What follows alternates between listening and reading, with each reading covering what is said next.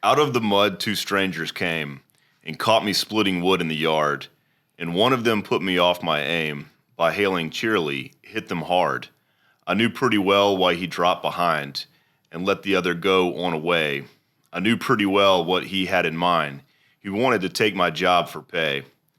The time when I most loved my task, these two must have make me love it more. By coming with what they came to ask, you'd think I never had felt before. The weight of an axe head poised aloft, the grip on earth of outspread feet, the life of muscles rocking soft and smooth and moist in vernal heat.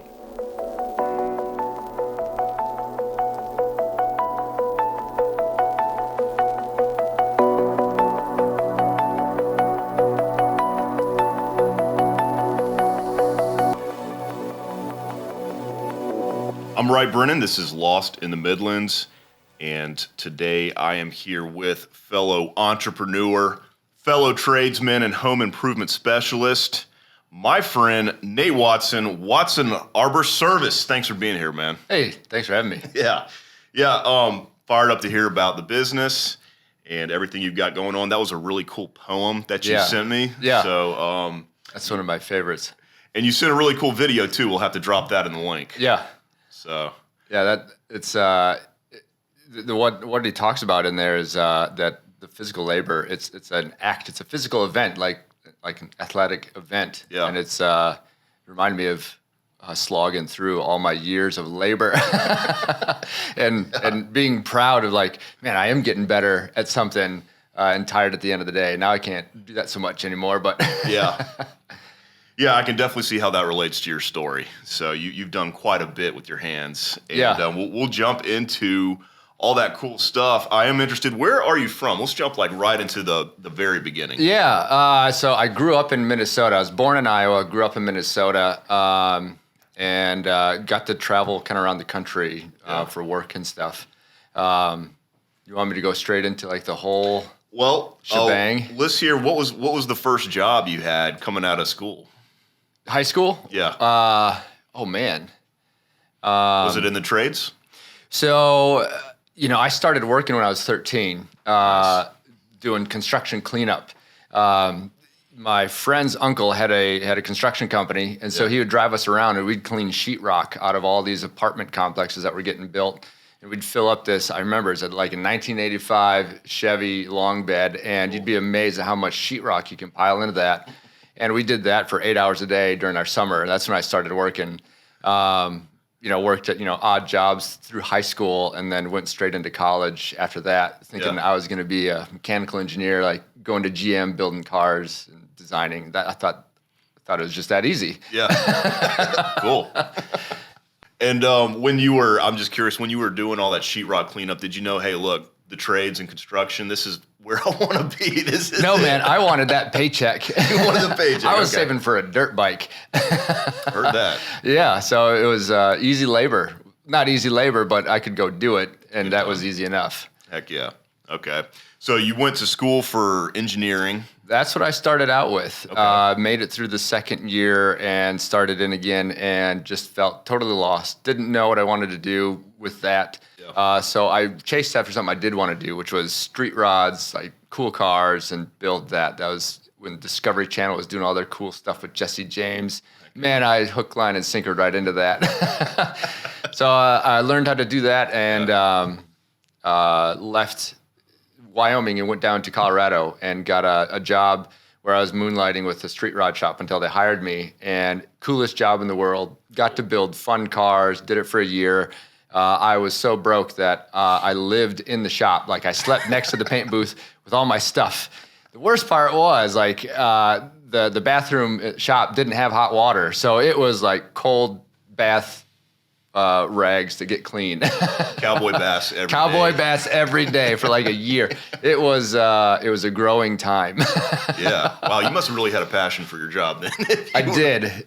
It was a cool job. Yeah. But I couldn't afford to eat scraping together money for gas. Like that's the life it was, is the starving artist. And I started to starve too much. Yeah. Okay. So you started starving. Then where did you find a job that was going to start paying the bills? My brother was an engineer for a company, and he happened to be working on a job in Albuquerque, and I was just in Denver, and our boss at the street rod shop came in one day and was just having a bad day. Yeah. Fired everybody in the shop, told everybody to get out. He gave me 24 hours to get out of the shop.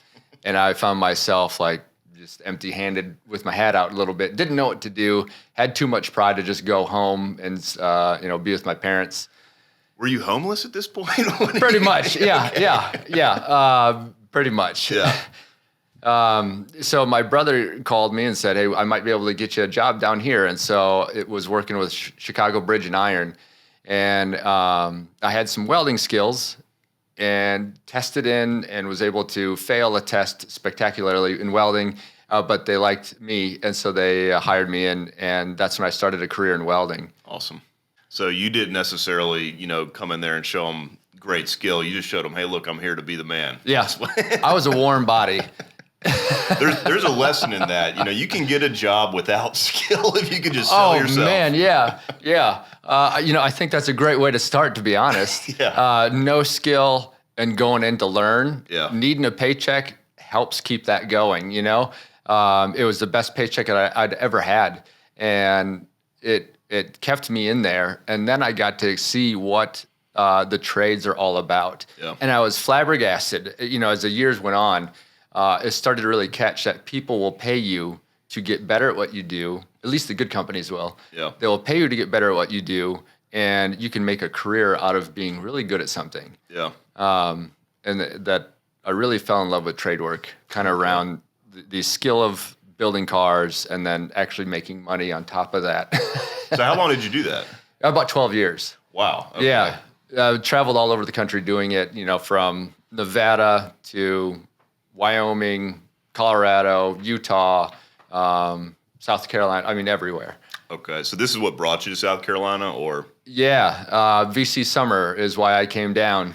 After I started into the trades and I was a boiler maker. Yeah. That was my job title.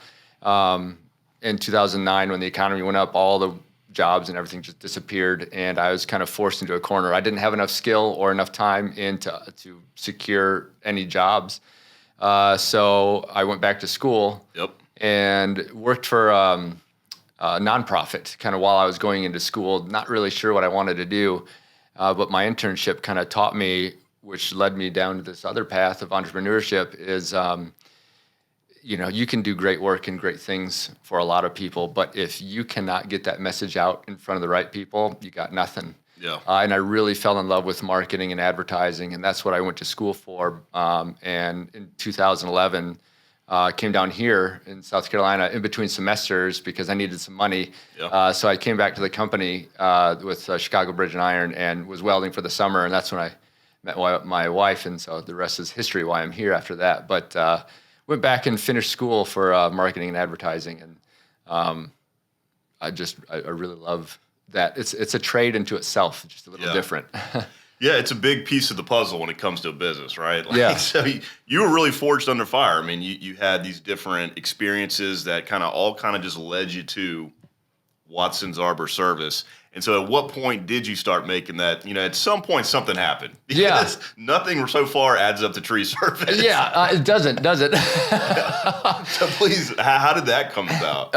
It was a slow transition, then it happened real fast. From the work I was doing, I never made it in marketing and advertising. I applied for 6 months after I graduated, couldn't do it, and so I came back to welding and finished a lot of work there of rising the ranks. In my next promotion, it was just more time for more money. Yep. I was already gone from the house 6-7 days a week. I missed pretty much the first year of my son's life, and got a job in town working in manufacturing, and did that for about I think it was 2.5 years. And I was having those late night conversations with myself of, man, should I have stayed and tried to do it in marketing? You get those late night thought bubbles that just keep on going. And I something snapped in me and said, if you don't try any of this and try to do it on your own, you're never going to test yourself. You're never going to know if your ideas actually worked or not. Yep. So late at night, talking with a guy in India to help build a logo, I spent like $250 on. Felt sick to my stomach. I thought Elaine was going to kill me, that I spent money on a logo for a business I don't even have started. Yeah. But that's what it was. It was, I sunk my feet in just a little bit and then did it. And that's kind of what got the whole Watson Arbor service going. Yeah, it's a stressful transition, isn't it? Going from maybe I should do it to, all right, I'm going to do it. And you got to put those first pieces together. And you don't have any customers. You don't know what's going to happen. No, nothing. I wasn't even good at what I did. You had to learn. You had to learn, yeah.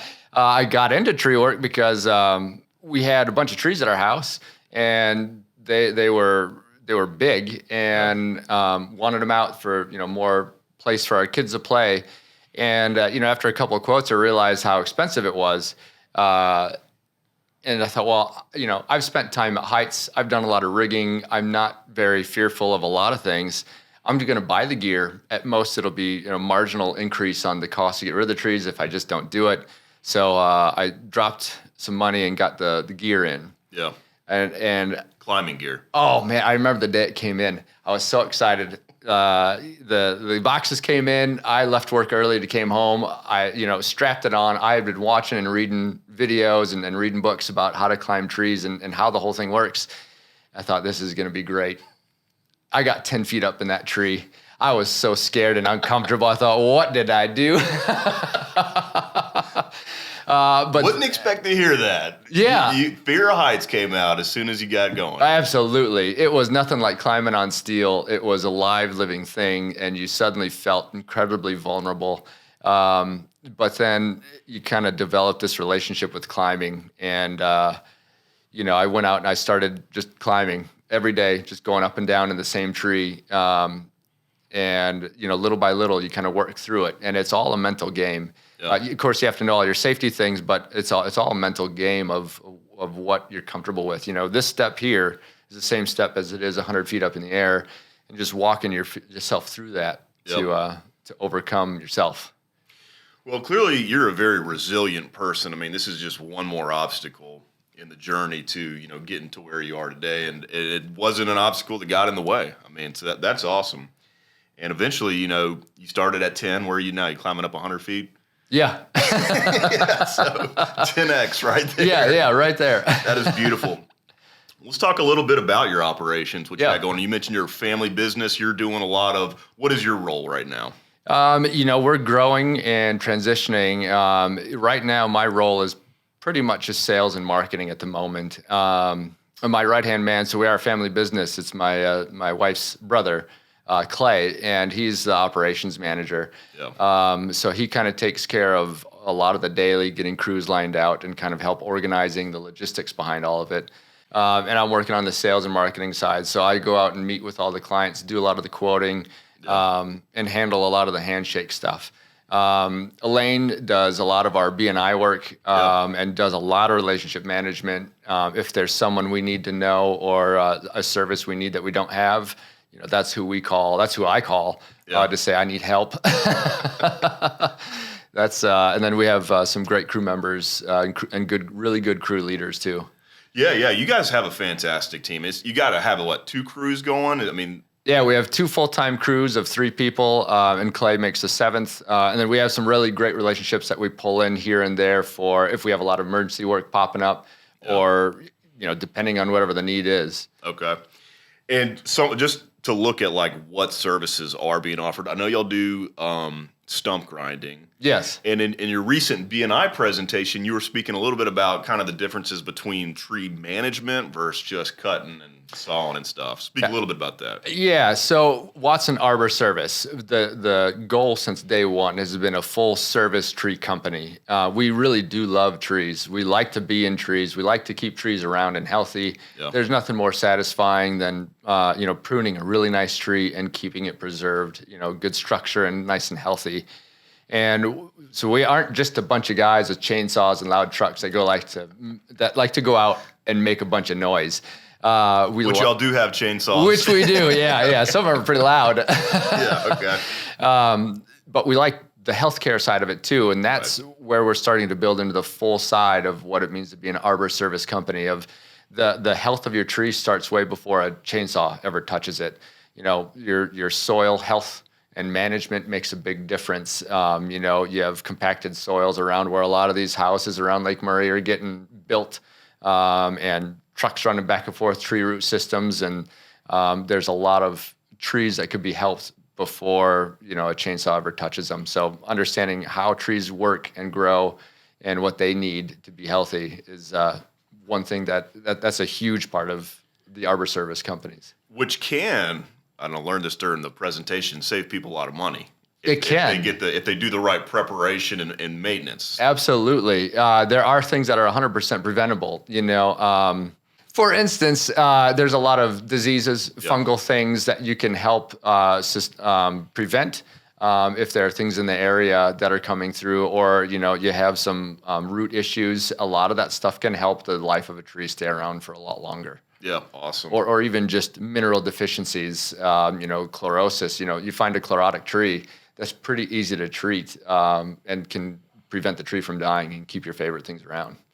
Yeah, I love hearing y'all's presentation because I learned so much about trees and things I would have never known before. And I think that's a big difference in y'all's operations than other companies. So it makes you guys truly unique. And your service area all around the Midlands, Blythewood, Lexington? Yeah. We serve Blythewood to Hopkins, Camden to Chapin, and kind of everywhere in between. Awesome. And how can people find you? You can find us online, watsonarborservice.com. A lot of our handles on social media, our Instagram, we post a lot of content there. Everything translates over to Facebook. And we do have a couple videos on YouTube, but nothing really yet. It's getting going. It's getting going, yeah. Very cool. Well, it's been awesome networking with you guys. You know, it really is a great thing, roofing, tree service. It kind of goes hand in hand. So yeah. I'm fired up that we're able to collaborate on some stuff. Absolutely. And thanks for coming in and telling us about your biz today. Yeah, thanks for having me.